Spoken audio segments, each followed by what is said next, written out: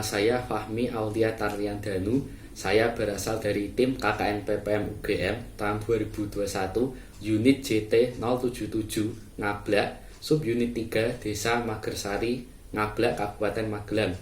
Di sini saya akan menyampaikan salah satu program saya, yaitu tentang tata cara pendaftaran nomor induk berusaha atau NIB di website oss.go.id. Nomor induk berusaha yang selanjutnya disingkat NIB adalah identitas pelaku usaha yang diterbitkan oleh lembaga OSS setelah pelaku usaha melakukan pendaftaran usahanya. Jika WNI memiliki NIK yang tertera di KTP masing-masing sebagai nomor identitas, maka pelaku usaha atau pemilik UMKM di Indonesia memiliki apa yang dinamakan sebagai NIB. Proses pengurusan NIB sendiri cukup mudah dan cepat karena dilakukan secara online di website oss.go.id. NIB diberikan kepada pelaku usaha setelah melakukan pendaftaran dan akan mendapatkan kode NIB yang terdiri dari 13 digit angka acak yang diberi pengaman dan disertai tanda tangan elektronik.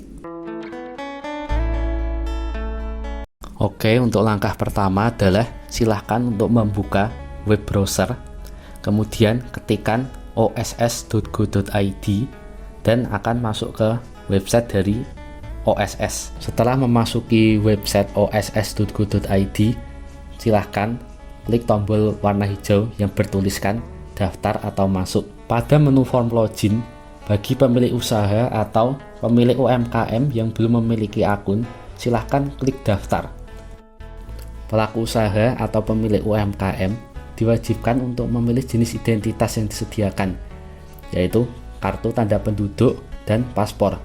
Kemudian mengisikan nomor induk kependudukan, negara asal, kemudian tanggal lahir dari pemilik usaha atau pelaku UMKM, kemudian mengisikan nomor telepon seluler, dan mengisikan alamat email yang aktif karena akan menerima notifikasi dari website OSS. Tuliskan kode CAPTCHA dan checklist saya mengerti dan menerima syarat ketentuan penggunaan sistem OSS, kemudian klik submit.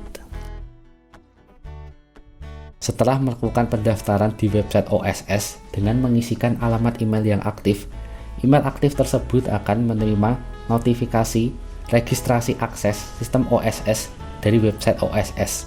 Email notifikasi registrasi dari OSS biasanya tidak selalu masuk di bagian kotak masuk, terkadang juga masuk ke kotak spam milik pemilik usaha atau pemilik UMKM, tergantung situasi dan kondisi yang ada. Kemudian klik aktivasi. Kemudian muncul notifikasi yang bertuliskan registrasi berhasil. Biasanya perlu menunggu waktu hingga 30 menit atau bahkan bisa lebih cepat dan bahkan lebih lama, tergantung dari akses dari website OSS atau kesibukan dari website OSS itu sendiri. Silahkan cek email kembali di bagian kotak masuk dan melakukan login di aplikasi dengan username dan password yang telah ada di email, seperti pada contoh berikut ini. Langkah selanjutnya adalah melakukan login di website OSS. Untuk username dapat diisikan menggunakan alamat email yang aktif, kemudian password dapat diisikan dari notifikasi website OSS yang ada di kotak masuk, kemudian isikan kode CAPTCHA, klik login. Dan ini adalah tampilan home dari website oss.go.id. Untuk kali ini kita akan memilih menu perizinan berusaha. Pada menu pendaftaran berusaha, pilih kualifikasi usaha Anda. Di sini terdapat 3 pilihan, yaitu non-perseorangan, perseorangan, kantor perwakilan, dan lainnya. Untuk saat ini, saya akan memilih menu perseorangan. Pelaku usaha perseorangan merupakan pelaku usaha yang menjalankan aktivitas usahanya secara mandiri.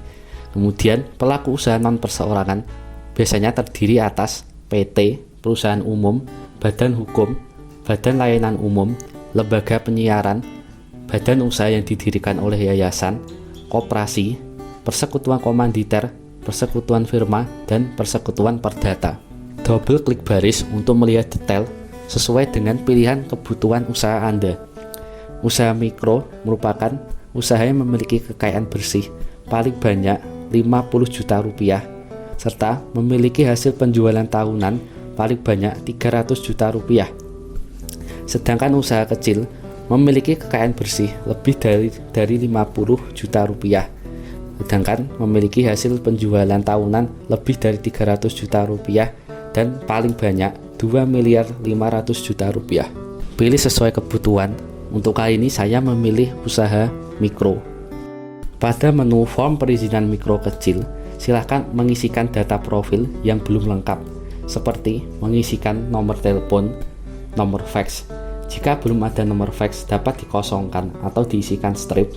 Kemudian pendidikan terakhir dari pelaku usaha atau pemilik UMKM, pilih ya atau tidak jika usaha yang dilakukan melakukan kegiatan ekspor.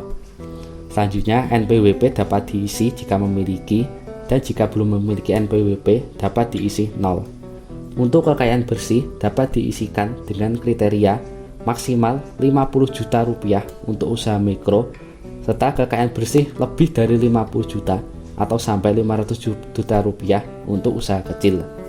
Klik simpan dan lanjutkan. Setelah mengisikan data profil yang masih kurang, pelaku usaha atau pemilik UMKM dapat melanjutkan pengisian data usaha dengan klik tambah usaha. Pelaku usaha atau pemilik UMKM dapat mengisikan nama usahanya, kemudian NPWP usaha.